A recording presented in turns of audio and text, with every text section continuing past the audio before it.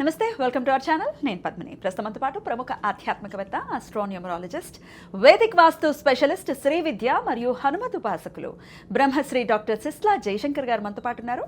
మాట్లాడదాం. నమస్కారం అండి. ఆయుష్మతి భవ. సార్, రకరకాల మాకు కోరికలు ఉన్నాయి.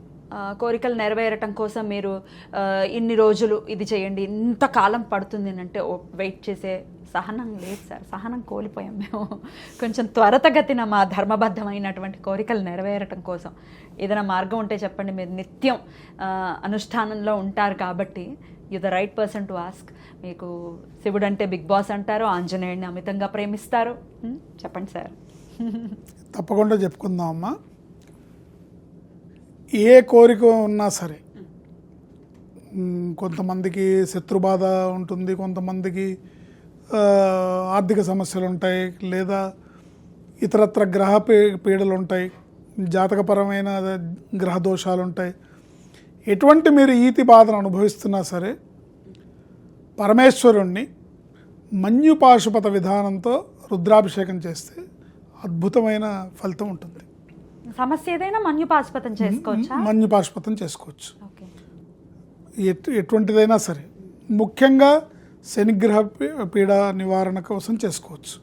అంటే బాగా కష్టాలు పడుతున్నాం అన్నప్పుడు మన్యుపాశుపతం కనుక చేసుకున్నట్టయితే, మన్యుపాశుపత సంపుటిత రుద్రాభిషేకం చేసుకొని బ్రహ్మాండంగా ఏకాదశి రుద్రం చేసుకోవచ్చు. చేసుకొని అంటే సమయం ఉండాలి, ఆసక్తి ఉండాలి, శక్తి ఉండాలి. జనరల్గా అయితే సంపుటీకరణ అంటే ఒక రుద్రమే అవుతుంది, ఎక్కువ సమయం పడుతుంది. ఎక్కువ సమయం పడుతుంది. నమ్మకం చమకానికి పాశుపతాన్ని సంపుటీకరణ చేస్తారు. అయితే ఆసక్తి ఉంటే ఇప్పుడు 5-6 బ్రాహ్మణులు పెట్టుకున్నాం అనుకోండి, అలా చేసుకుంటే బాగుంటుంది.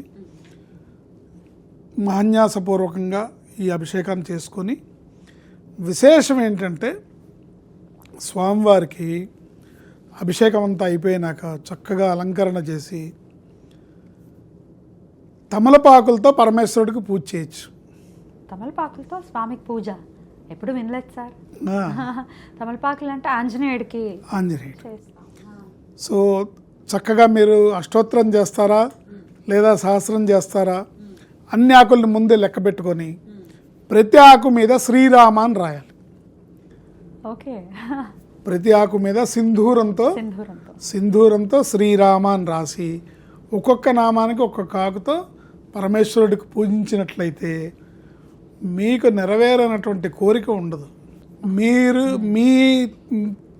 ఆయన తీర్చలేనటువంటి కోరిక మీకు ఉండదు.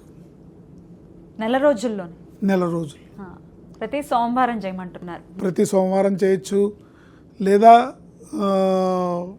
పౌర్ణమి రోజు చేయొచ్చు, అమావాస్య రోజు చేయొచ్చు, త్రయోదశి రోజు చేయొచ్చు.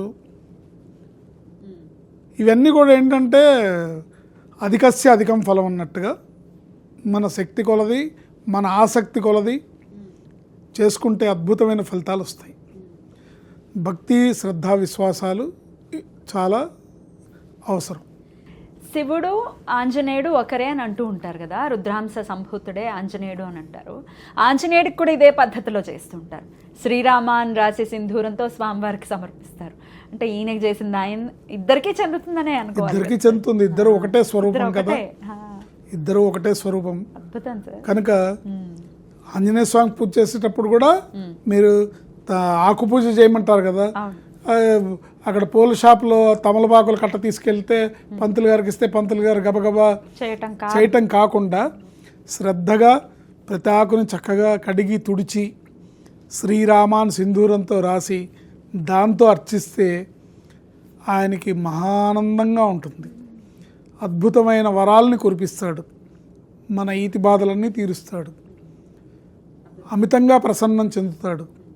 ఇది మన ఇంట్లో కూడా చేసుకోవచ్చు. ఆంజనేయుడు ఇప్పుడు శివయ్యకైతే ఇంట్లోనే అన్నారు కదా, ఇంట్లోనే చేసుకోవచ్చా? బ్రహ్మాండంగా చేసుకోవచ్చు. తర్వాత తమలపాకులను ఏం చేయాలి సార్? ఇలా శ్రీరామ అని రాస్తుంది కదా, మనం వినియోగించవచ్చు. ఎవరన్నా మనం తినొచ్చు. మరి సింధూరం ఉంటుందిగా, తుడుస్తాం కదా, తుడుస్తాం, బొట్టు పెట్టుకుంటాం, ఏముంది, పారేయలేం కదా, పారేయకూడదు కదా. అదే ఆకులను వినియోగిస్తాం. ఇప్పుడు తినలేని పక్షంలో, ఇప్పుడు నాలాంటి వాళ్ళు నాకు తమలపాకు పడదు, మరి అప్పుడు ఏం చేయాలి సార్? ఎవరికన్నా ఇవ్వటమే, తినేవాళ్ళకి ప్రసాదంగా ఎవరికన్నా ఇవ్వటమే. సార్ వినియోగించాలంటే ఆ తమలపాకులు సద్వినియోగం అవ్వాలి. ఇప్పుడు ఇది కలియుగం కదా సార్, ఎట్లున్నాయి తెలుసా సార్ డౌట్లు? ఆంజనేయుడికి వేసిన వడమాలలో కూడా అమ్మో అది మినుములు రాహు మనల్ని ఏమైనా పట్టుకుంటాడేమోనని గారెలు తీసుకోవట్లా. ఇలాగే నౌకాలు యాక్చువల్గా. కానీ నిజంగా నువ్వులతో ఏదైనా నువ్వులతో ఏదైనా పులిహార చేసామే అనుకోండి, పొరపాటును కూడా తీసుకోవట్లా, శని పట్టేసుకుంటాడేమో అని. మరి ఏంటి సార్ పరిస్థితి ఇప్పుడు? ఇట్లా అమ్మో ఆ తమలపాకులు ఇస్తున్నారేంటి అనుకునే రోజుల్లో కూడా ఉన్నాం మనం. అట్లా అనుకునే వాళ్ళు అంటే మాకు దొరకట్లేదు తీసుకోవడానికి అనుకునే పక్షంలో, ఇప్పుడు ఆంజనేయ స్వామి వడ మీకు ఇచ్చారు, మీకు ఇలాంటి భావన వచ్చిందనుకోండి, నేనైతే ఏం చేస్తానో చెప్తాను తప్ప మీరేం చేయాలో చెప్పలేను నేను. సరే మీరేం చేస్తారు? నేనేం చేస్తానంటే, ఆంజనేయ స్వామి ఆ రాహు భగవానుడి అనుగ్రహాన్ని నీ ద్వారా నాకు తీసుకొచ్చి అమితమైన సంపదల్ని అనుకూలమైన పరిస్థితిని కలిగించు తండ్రి అని దండం పెట్టుకొని ఆ ప్రసాదం తింటారు. అయిపోయింది, ఈశ్వరార్పణం అయిపోయింది అది. అలాగే శని భగవానుడు వాళ్ళు ప్రసన్నం చెందుతారు మీరు ఆ వస్తువు తింటే, అంతేగాని వాళ్ళు ఆగ్రహించరు, ఆ దోషం మీకు రాదు.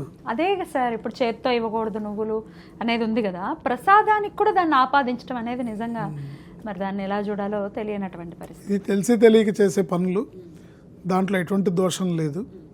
చక్కగా ప్రసాదంగా స్వీకరించాలి. ప్రసాదంగా స్వీకరిస్తే అది ప్రసాదంగా మారి మనకి అది అనుగ్రహం కింద మారుతుంది. ఈ శివయ్యకి ఈ తమలపాకు పూజ అనేది ఫర్ ది ఫస్ట్ టైం వినటము అసలు అద్భుతంగా చేసుకోవాలి అనే ఉత్సాహం ఖచ్చితంగా కలిగింది. ఖచ్చితంగా మన్యుపాశుపత రుద్రం చేసుకొని స్వామిని ఈ తమలపాకులతో అర్చిస్తే అద్భుతమైన ఫలితాలు, అద్భుతమైన ఐశ్వర్యం మన సొంతమవుతుంది. ఇంకో ప్రశ్న సార్, శివయ్యకి ప్రదోష వేళలో కూడా ఆయనకు అర్చన ఆయనకి ఇష్టం కాబట్టి, ప్రీతి కాబట్టి, సాయంత్రం వేళైనా మీరు చెప్పిన పూజ చేయొచ్చా? బ్రహ్మాండంగా. ఇప్పుడు నాలాంటి వాళ్ళు ఆఫీసులకు వెళ్ళారు, ఏమంటే పొద్దున్నే కుదరదండి 108 సార్లు శ్రీరామ అని రాయాలి కదా, ఈవినింగ్స్ చేయొచ్చా అంటే? అసలు పరమేశ్వరుడికి విశేషమైన కాలమే ప్రదోష కాలం. మీరు సూర్యోదయం నుంచి సూర్యాస్తమయం వరకు విష్ణు స్వరూపాన్ని ఆరాధించాలి. సూర్యాస్తమయం నుంచి మళ్ళీ సూర్యోదయం వరకు పరమేశ్వరుడిని ఆరాధించాలి. ఎందుకు?